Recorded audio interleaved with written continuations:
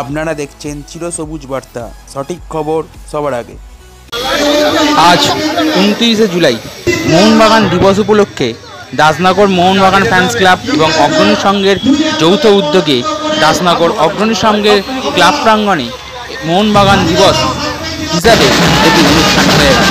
উক্ত অনুষ্ঠানে উপস্থিত ছিলেন পশ্চিমবঙ্গ সরকারের ক্রীড়া ও যুব কল্যাণ দপ্তরের প্রতিমন্ত্রী তথা হাওড়ার বিধায়ক শ্রী মনোজ তেওয়ারি মহাশয় এবং মোহনবাগান ক্লাবের সদস্য সৃঞ্জয় বসু। উক্ত অনুষ্ঠানে মনোজ তেওয়ারি মহাশয় এবং সৃঞ্জয় বসু দুজনেই মোহনবাগানের পতাকা উত্তোলন করলেন। আমরা সবাই আনন্দিত, congratulations to them to her as well.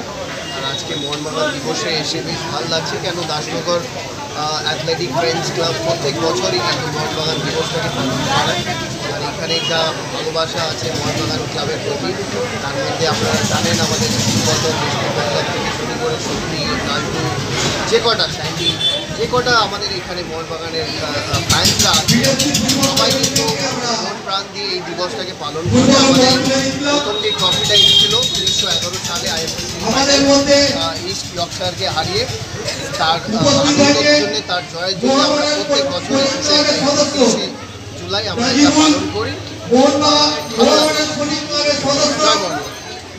অস্ট্রেলিয়ার প্লেয়ার আসার সাথে 1911-র কোনো সম্পর্ক নেই।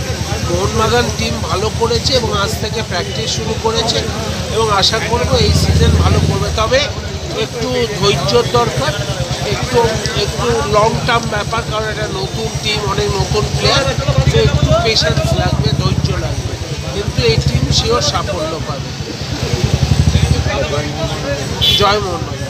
উক্ত অনুষ্ঠানটি থেকে এলাকার বিভিন্ন ফুটবল ক্লাবদের উদ্দেশ্যে ফুটবল বিতরণ করা হয়।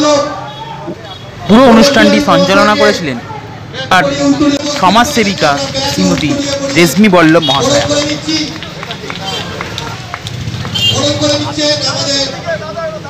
হাওড়া থেকে ক্যামেরায় শুভদীপ রায় রিপোর্ট, চিরসবুজ বার্তা। নমস্কার।